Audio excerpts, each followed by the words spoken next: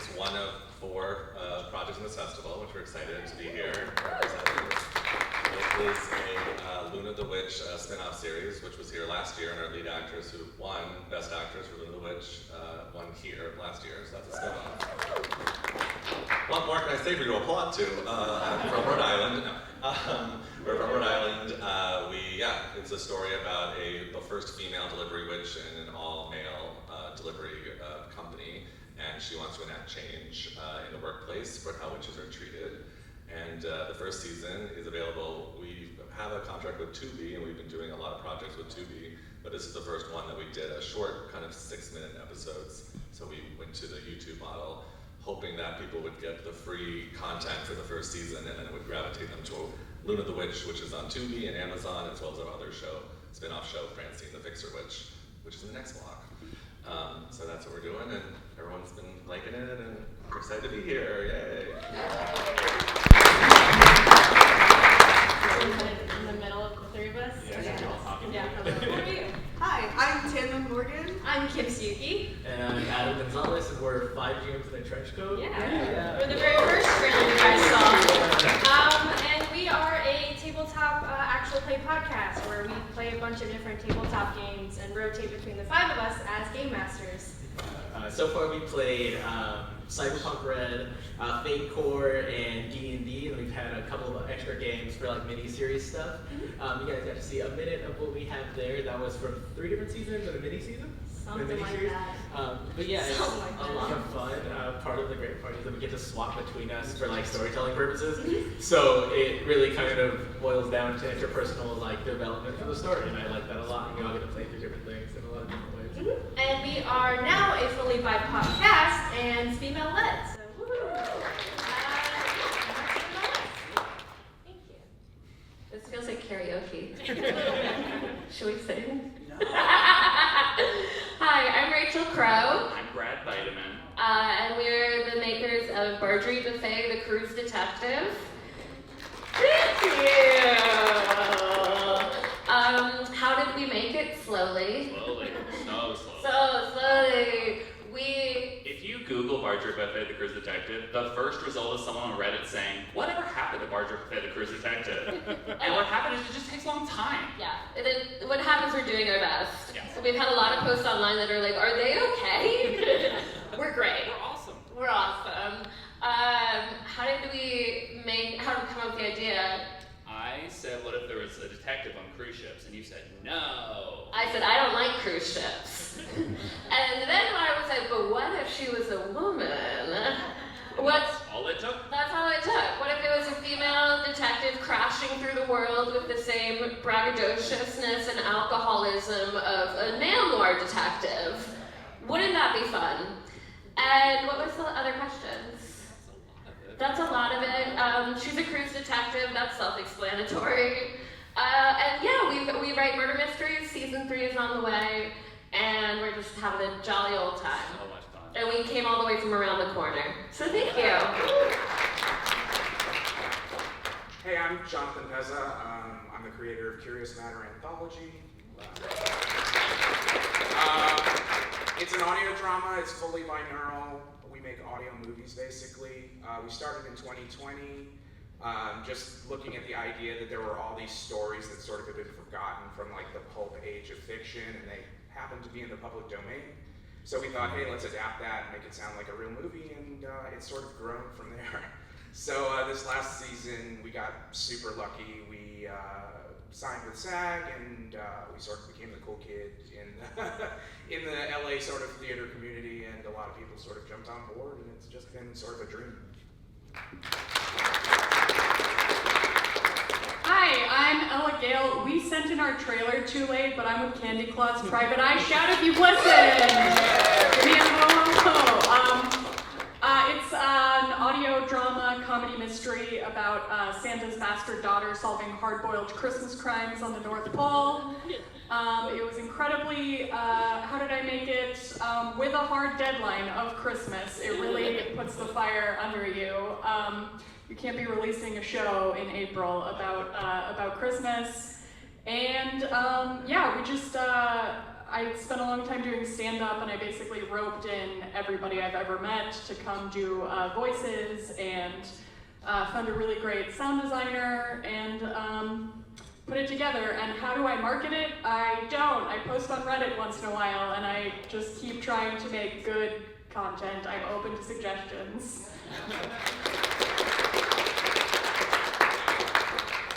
Hi, I'm Stephanie. I'm the creator of Alpha 8, which is a sci-fi adventure about a mom or an alien that comes and takes place of a mom, which is kind of interesting. And the kids try to figure out who this person is, and they go on this adventure. What was the questions? How I made the show. It was also very challenging. It was my first show that I made, so that was fun. The first one I tried to produce. I had a sound designer. Had a bunch of actors. One of them is my son, who's in the audience. And the marketing is, I don't know, just barely marketing. I do social media on Instagram mostly because that's the only one I really like. And I don't know. Did I miss anything? I can't remember what else there was. I don't think so. I think that's it. Hi, I'm Jack Teeter. I showed you a trailer of a documentary film that my publicist sent in and said I should be here because we're going to make it into a series. And the story is a true story about my great uncle. He was blind since age 5, and he went on to invent the automatic transmission, the cruise control, among other things in the automobile business. So we're in our first season of making the web series for the show. Hopefully it'll be a success and last 5 years, but we'll see. Anyway, thank you very much.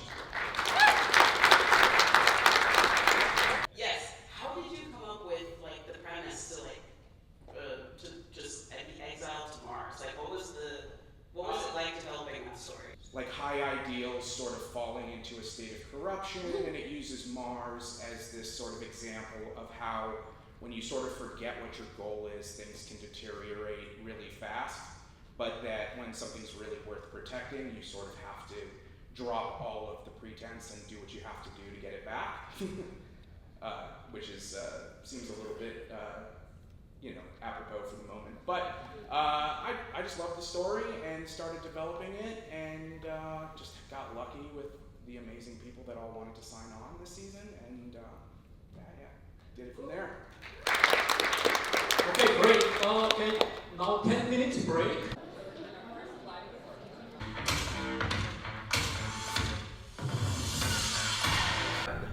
Hello. We have Francie the Fixer Witch, which is a spin-off of Luna the Witch, and then He'll Be Home for Christmas. And we have 3 of our cast members from He'll Be Home for Christmas in the audience right now. So, welcome. What was the question? Whatever you would like to, what can you tell us about your productions? So Francine is the first ever spin-off that we've ever done. Like Davina in the previous screening, we've done 2 of them. We're kind of secretly doing like a Marvel copy. We're kind of introducing these different witches, and we want them all to come together in some sort of like Avengers assemble. Yeah. So we're doing about 3 or 4 shows, and then hopefully by 2027, do like a big boss thing with all these characters. So it's been really expanding our world, which has been really fun and exciting. But it also comes with a challenge in itself because you're trying to keep a narrative over 3 shows and how they're all connecting and trying to make sure we're all going towards the same goal. So it's a lot of stuff in my head that I'm like, ugh. But everything was really great. The first season was shot in the summer, so it was really hot. That was a big challenge, but we got over it too. And also just like we did a lot of special effects. So we learned a lot from doing Luna of like, we want to be on sticks when we know we're doing special effects, so it's easier in the edit versus knowing if we're going to be off sticks and doing like, handheld stuff. Like we would do some handheld stuff, and then I'd say to the cinematographer, okay, now we're going to sticks now because there's an effect in the scene, and we're not going to try and do an effect with a moving camera. That was a big challenge we learned as well. And then Home for Christmas was great. We shot the pilot in one day. It was a 25-page script, so we got it together. Most of the cast came from a theatrical background, and so when I was directing, I really wanted us to do these scenes. We had 2 cameras going, so we would do these like 9-page scenes, all on kind of one take, and then kind of go around to the different shots and stuff.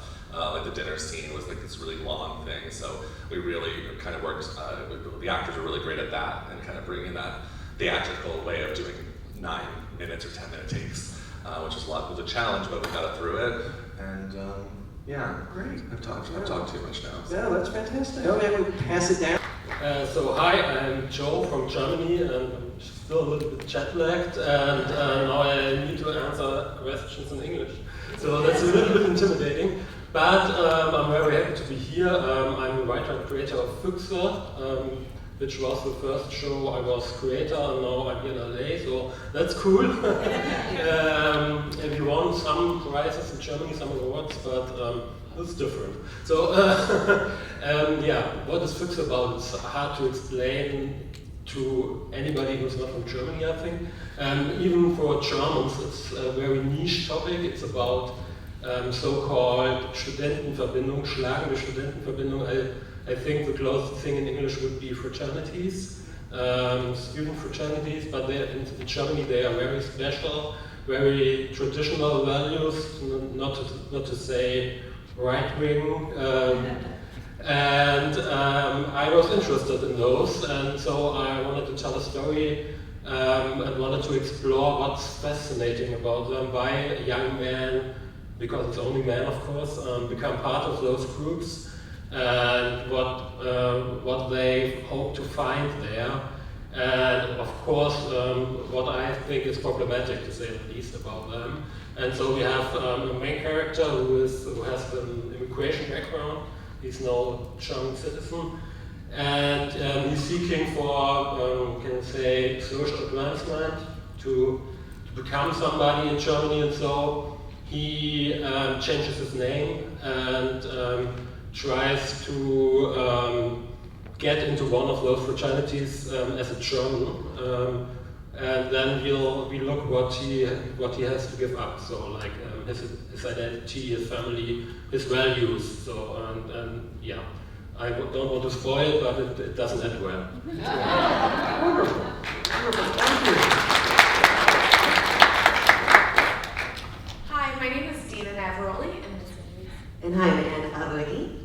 and I wrote, produced, and acted in, and she directed Funny Thing About Grief. It's a film that's unfortunately based off of a real life situation that happened to me. A boyfriend I was seeing committed some domestic violence acts, and I had to call the police on him, and he was taken away and he had a court date set, and unfortunately the film picks up at where I found out he actually had killed himself the day of his court date, and I found out 6 weeks after the initial incident. Because we were only dating a few months, so like his family didn't fully know about me, and apparently he was dealing with something dark, and so the film is about that process of grief, especially when you maybe have conflicting feelings about the person. Anne and I actually met around the same time the initial incident happened, and she herself was going through her own personal experience of grief. And a few years later, when it came time to make the film, I asked her to be the director because I wanted multiple points of view of how grief is dealt with, contributed to the film. And as we all know, we all handle it very differently, and you should never feel bad about it. And it's a subject matter that's important to me because it's something that's not talked about, unfortunately, even though it occurs quite frequently for anyone. Unfortunately, both men and women can experience this. But then the grief side too, we left the details kind of vague so you can like connect to it however you'd like. The whole point was getting through grief as well as seeing the point of view from friendship and how friends can deal with grief. And I'm going to let Anne just say a couple things as well about directing from that point of view. So yeah, especially since it's kind of subject matter that we don't really sometimes often talk about. So then was like, how can we humanize it? And then we had a really great group around us creating this project. It was definitely slow but steady because we had a lot of amazing people who also helped us out in terms of favors with this. And Very cheap. It's Very free. Right. And so eventually, like when it all finally came together, it was really kind of heartfelt. And we kind of hope, like, even though the subject matter is really challenging, that you walk away with seeing a little bit of a light at the end of the tunnel. Fantastic. Thank you. Thank you. Hi everybody, my name is CJ Bozarth. I'm the creator of Dink the Musical.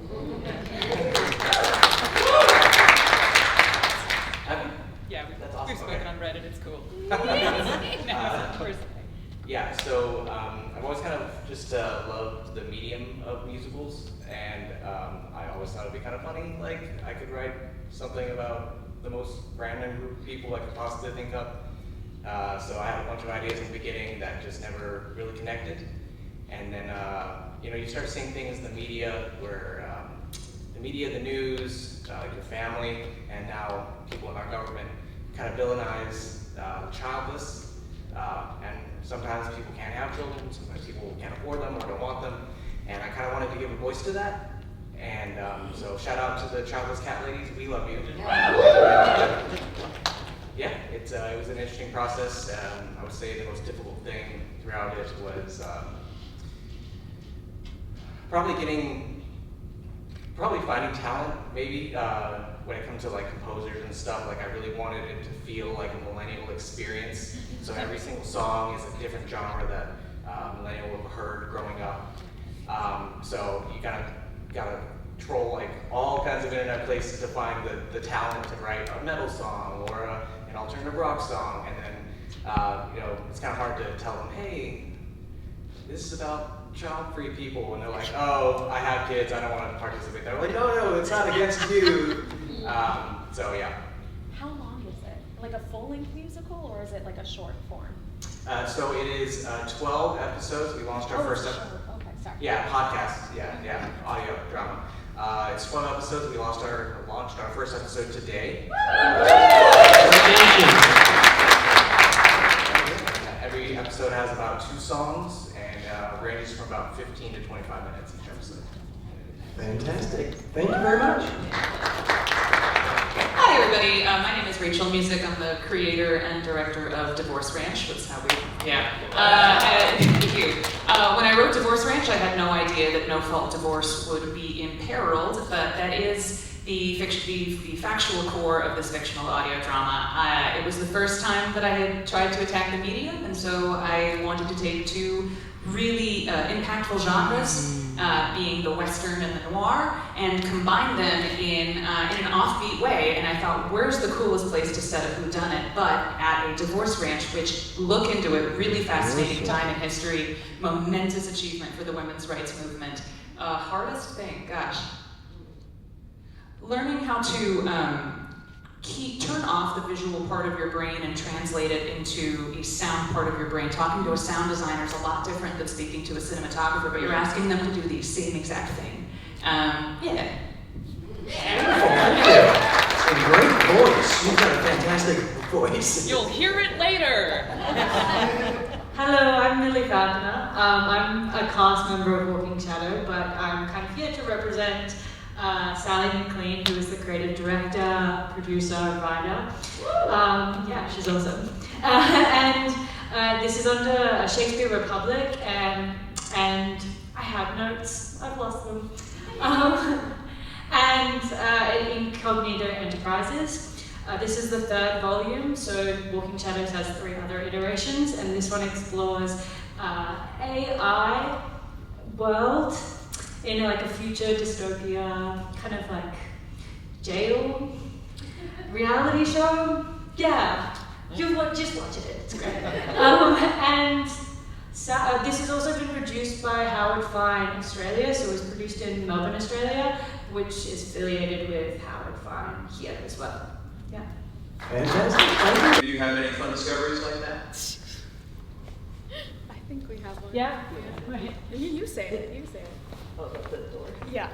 So we were trying to get this one shot in the film. The one who plays the boyfriend, like he's like kind of pounding on the door, and we had different shots planned, and then we kind of discovered, why don't we just do the one, like try the one from The Shining Path? You know, the one where it's like kind of up and like up, basically like we have like we had our lovely DP lay down on a pillow with the camera, and then our lead actor had to straddle him. And then it ended up being this really amazing shot, and we're just like, that works better than what we planned on it having been, and we didn't have a door either. Yeah, so. the door had to be open, so it looks like he's banging on the door, but he was like so careful. He's like, at one point he like banged through the door kind of thing, but as he's like straddling the guy, and it's in the hallway of my apartment complex in LA, so it's not like, suspicious at all. it was just really weird. But it came out so beautiful of like the shot from underneath and then the sound design, and it came out great, but like the behind the scenes photo is one of the funniest photos I've ever seen. And then same with like them laying in bed together, there's a shot she's flashing back to like waking up to him in the morning.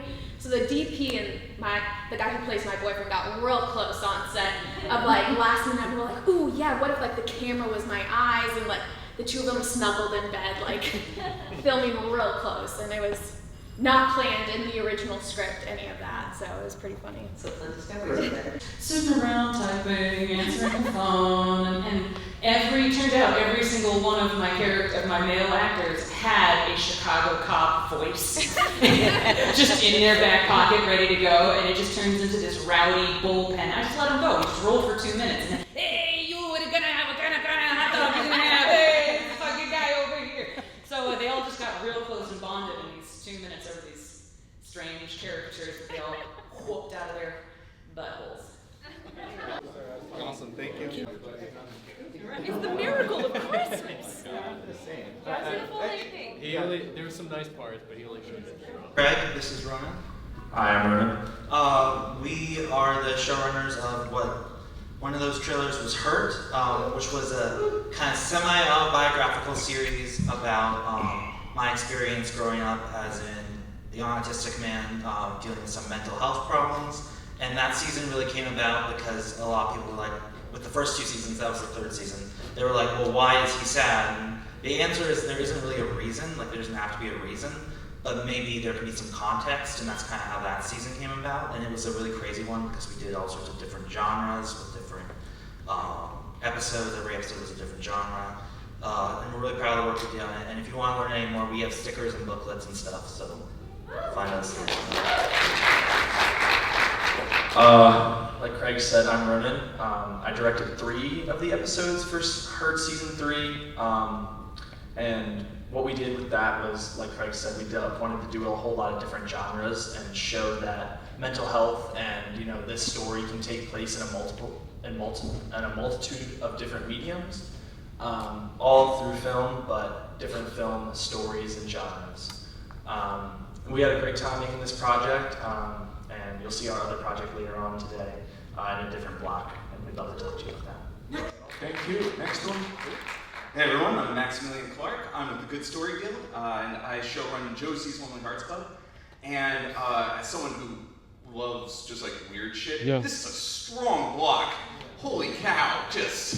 I loved it. This was great. So Josie's is was a weekly rom-com podcast, and this year we've switched to twice a month with no breaks until one of us dies, which is. No, I like the odds. Yeah, no, it's good. It's a fun kind of suicide pact. Anyways, we have a lot of great, amazing talent.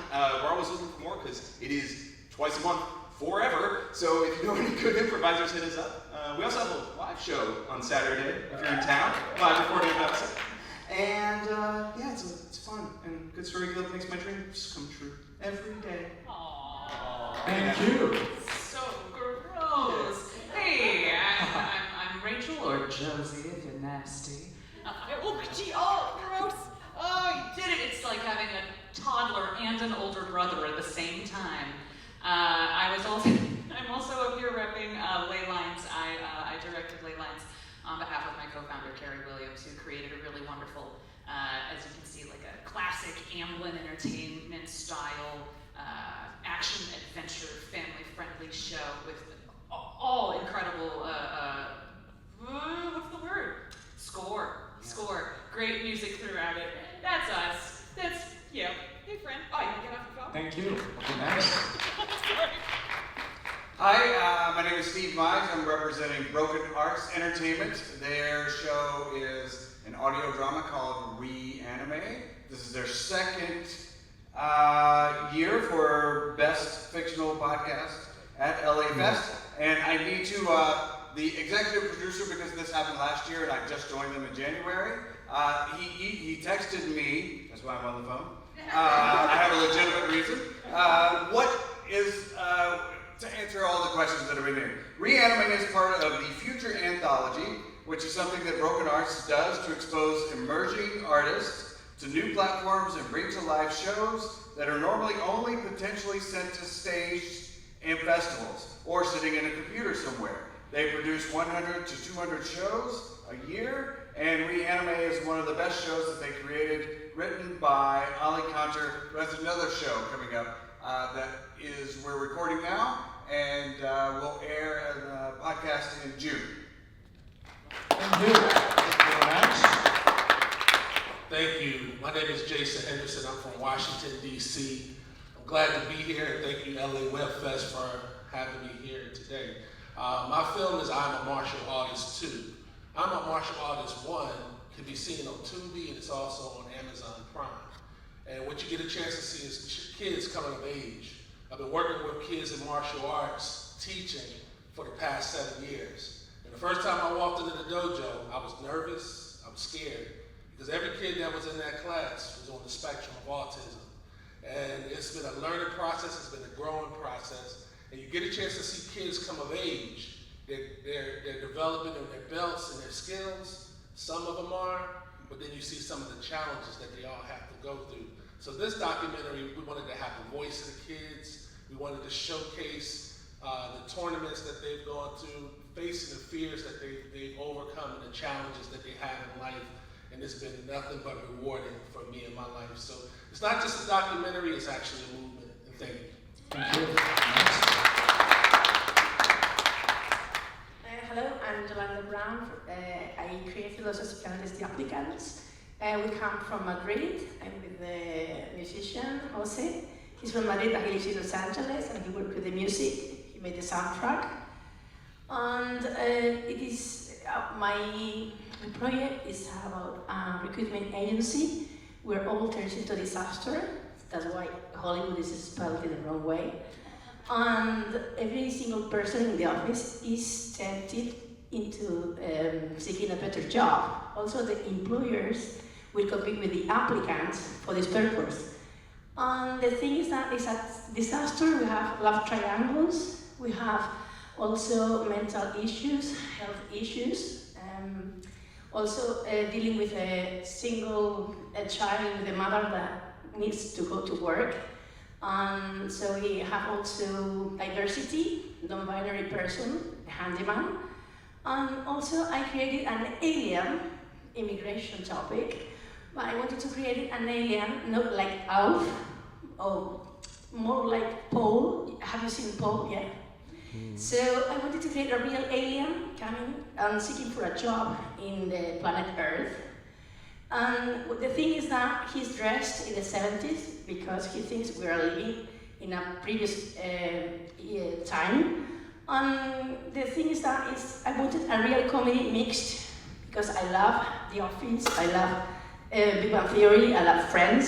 So I wanted to make like a mix, a comedy, really with real issues. All the people there working, all the characters are from stereotypes in real life.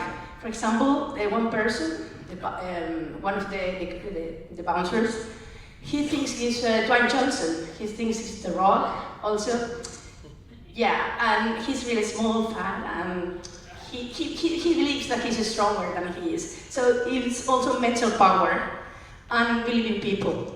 So I wanted to create like a complex comedy. It's not so easy, and dealing with different topics all together. And the thing is that I love comedy, and I love making people laugh, because it was made after the COVID pandemic. And I think you will enjoy the episodes. We are still dealing with the episode. This is a pilot, and really, I wanted to create it for the people to be safe and also explain the real life in office or recruitment agencies. It's not what you think. Maybe you are seeking a job, but they are not such nice persons, nice people. And I wanted to depict people, the dark side of life and the dark side of the person. So that's what is a bit weird. The script is, I know the script, and I wanted to make it a bit weird. Not only honest people working, but also when you go to seek for a job, also you can find people that are really competing with you. They're not really nice, and they're weird, and they have drama, and they have love stories, and deceit too, but all made into a comedy. It's a bit complex. And the writer, producer, actress too, and I directed with Kevin Ramos, that he cannot be here today.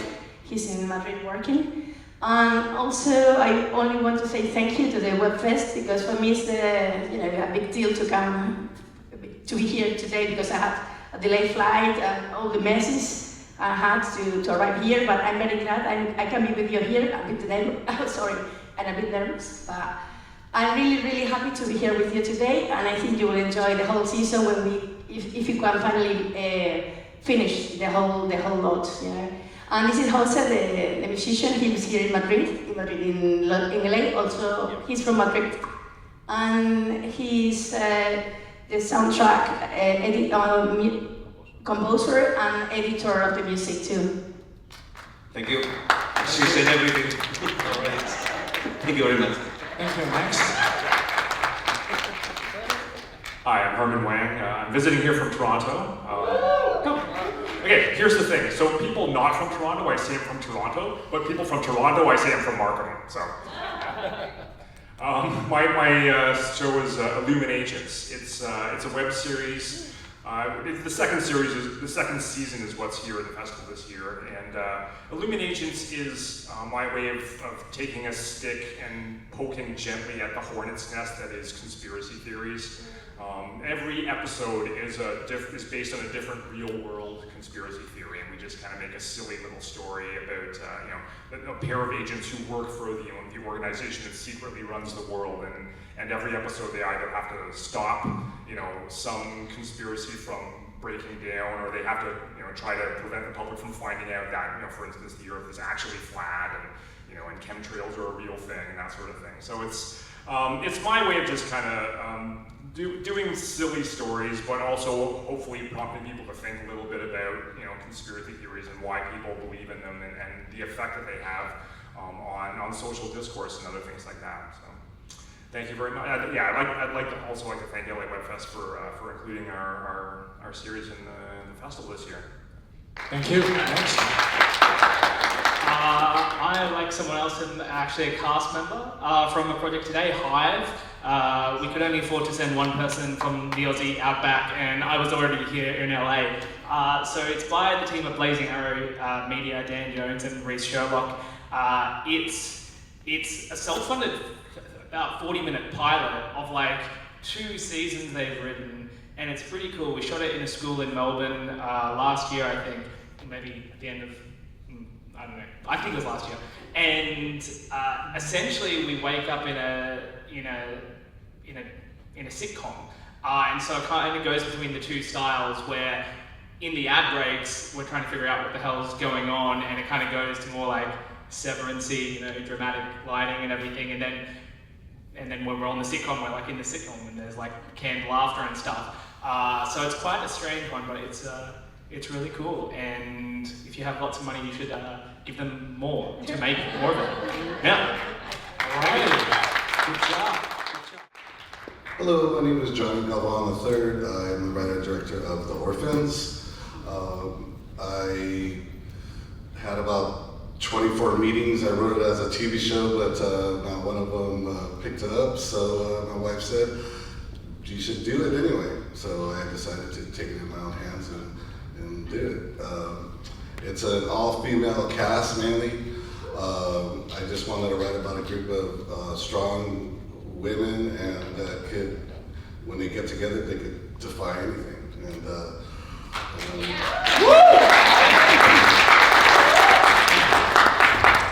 Hi, I'm Brad. I wrote a spooky Halloween poem called The Something. It's about a little boy that is followed home by a monster. It is based on a true story. My dad dressed up like a monster on Halloween once and followed us around. It's not something he's ever done before or since. And when I bring it up to him, he's like, oh yeah. And I'm like, no, that was a really big deal for me. That should have just been like a passing thing for you. But it is what it's real, it's scary. I don't know, check it out. I'll probably have to send it to you. It's super hard to search. I'm Jason Pollock, And I'm Michaela Scrivas. and we are the creators of The Cleanup Crew. It is a 4-episode Dungeons & Dragons actual play series, thank you, about superheroes in Los Angeles and the messes they leave behind. It is our love letter to Los Angeles and a super great comedic romp that also has, a little bit of commentary on AI and disaster gentrification and all kinds of fun stuff we're dealing with in the industry. And we promise that the audio is better on phone or computer. But yeah, very fun. Hello everyone, how's everyone doing? So I'm here with the project Marshall. So this project is like a horror, not like a horror, it's like a comedy, it's like sci-fi, you will see some alien stuff in that. So it's like the first series which we made. It's not like actually first series, it's like the pilot which we bring here today. So it was played in the beginning at the first of the Block 5. So I hope everyone will be enjoying that in the coming of things. And my name is Raven. So I was like the assistant producer for this project, and this is Mr. Garcha. Hello everybody, my name is Jasbir Singh Garcha. I'm from Punjab, India. Actually, we are talking about the Marshall, the first the trailer we have seen it. So it's a story about the two countries, the one girl came from India. Something going on with her in the US. That the story was, it's bigger like a 9 episode, but we shoot a pilot. So that's the you guys seen it, and we're gonna try to get the all projects done. Thank you. Hello everyone, I'm Camila Collard. I am the showrunner, producer, and writer of Streets with Tanya Micheli. And we are here from Switzerland, from the Italian part of Switzerland, from a very small town. So we decided to make this project because we still think that women need to be heard. This is a story about the Inquisition in Europe, and it's not told so many. It's not very. How can I say it? Very told, very known. So we decided to do this project just to be heard.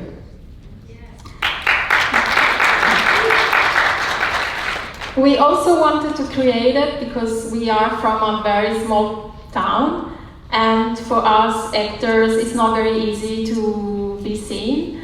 And so we decided to create something for all the actors of our local area. So all the people in the streets are our friends, they are professional actors.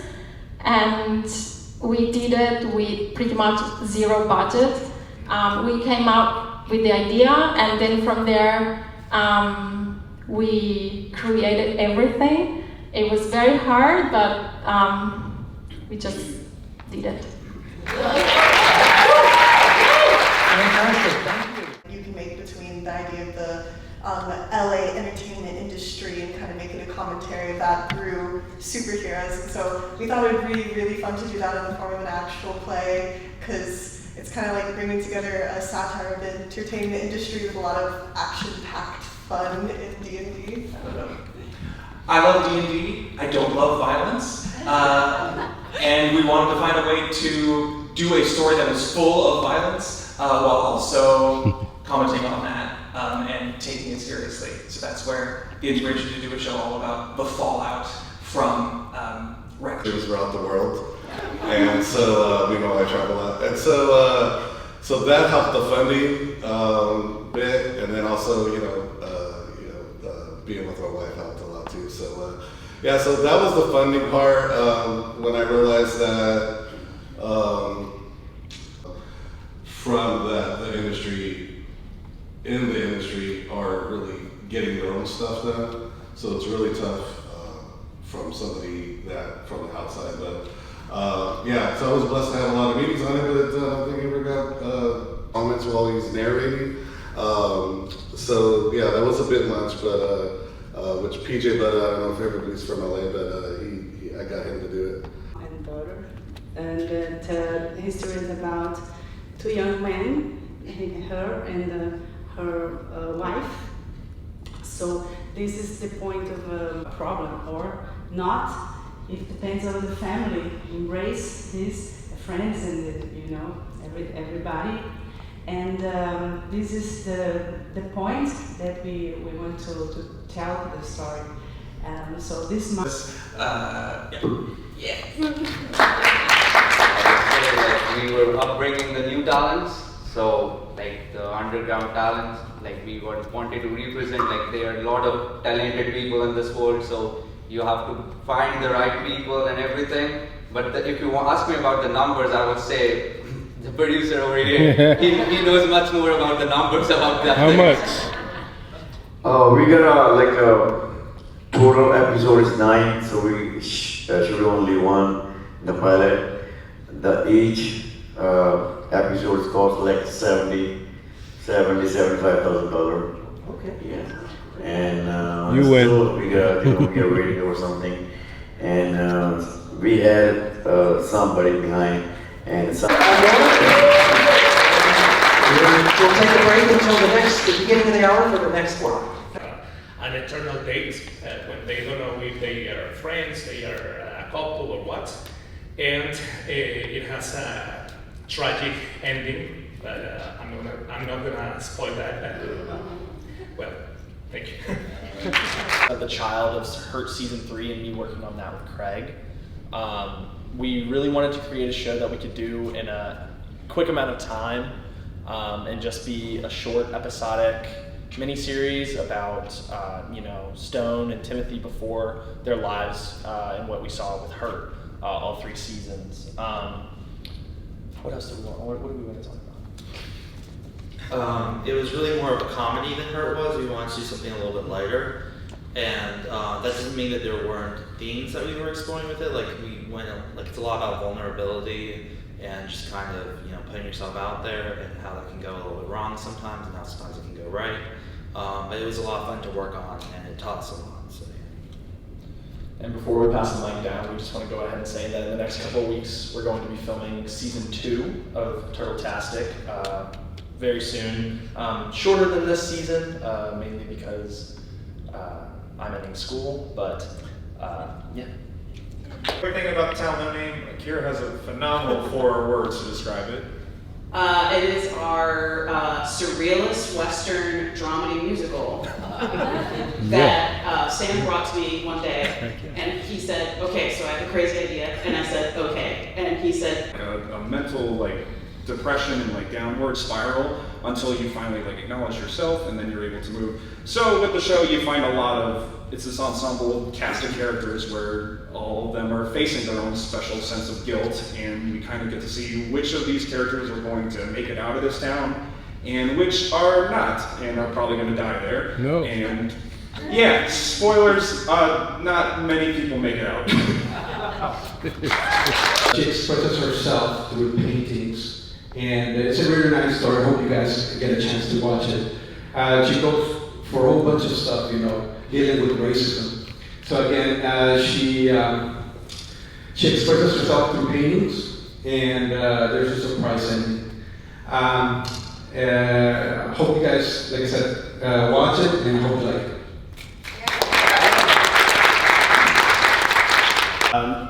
This series, thank you. The series is about 2 fraternal twin brothers who moved to a very, very small town in Ontario. One brother is gay, one brother is straight. but it's them sort of dealing with the small town, small-minded people. They're both black, so they deal with racism, homophobia, and all kinds of different stuff. It started off as sort of like a passion project for me. Actually have somebody to work with and engage everyone that was involved, and we're really excited about this season. We're happy that we get to share with this festival. We are hoping for a season 3, so fingers crossed.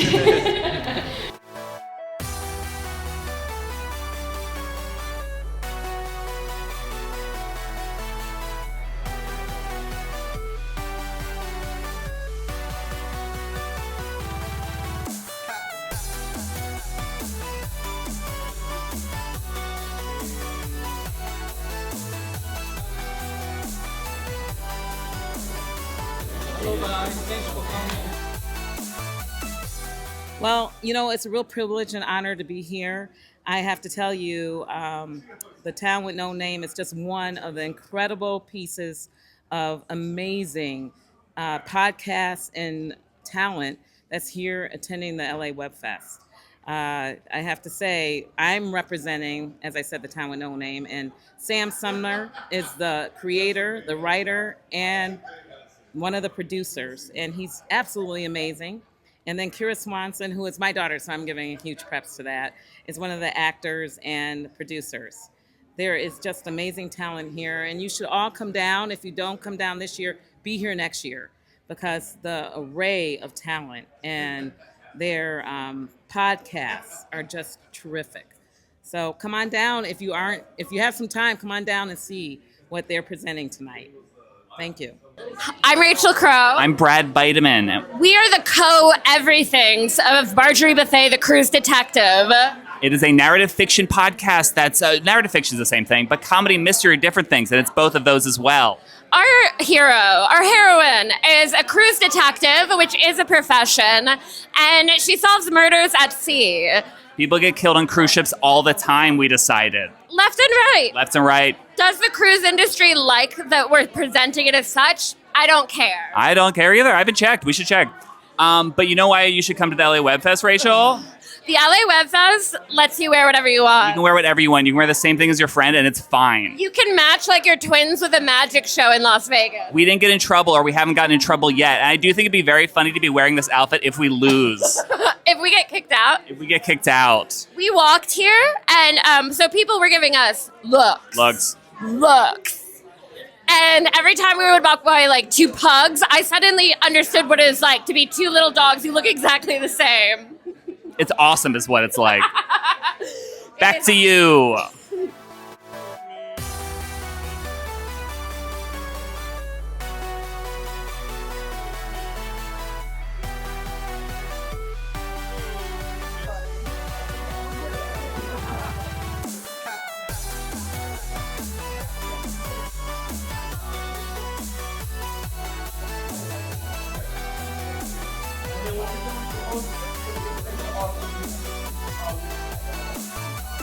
Hi, I'm Millie Falconer, and I played Ruma. And this is Allie. I'm Allie Herman, and we're here representing Walking Shadows for LA Webfest.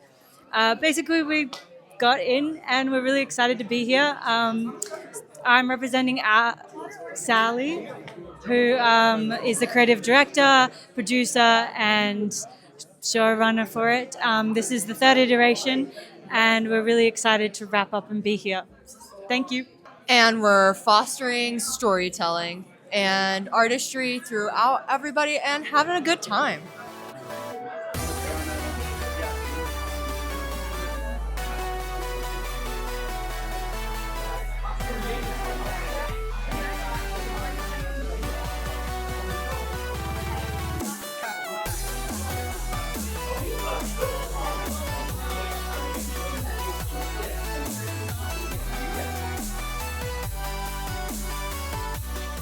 Who are you and what is your project? I am Rachel Music, and I have 3 projects in LA Webfest this Too year. many, pick one. No, Josie's Lonely Hearts Club is the best one. I would never say that, but it is. Josie's Lonely Hearts Club, that sounds like a weekly rom-com.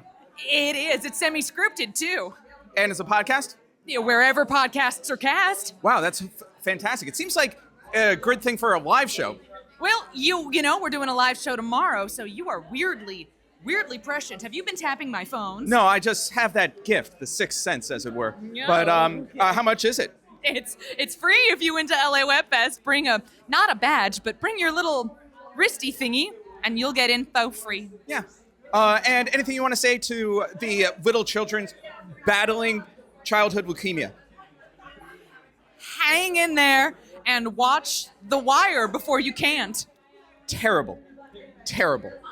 Thanks for coming to LA Webfest. See you next year. I am Camila Koller. I am Tanya Micheli. And we are here because we created Strix, a web series about witches, about witch hunt. And why are we here? Because it's a wonderful show and everyone should watch it. Definitely. Well, actually, it's our first time in LA, in the US. So it's a great experience. I mean, being here for the first time and being in a festival like this for the first time, it's just amazing. So we'd like to thank you and thank the festival because it's awesome. Yeah, it's an amazing experience and we are so grateful to be here. Thank you.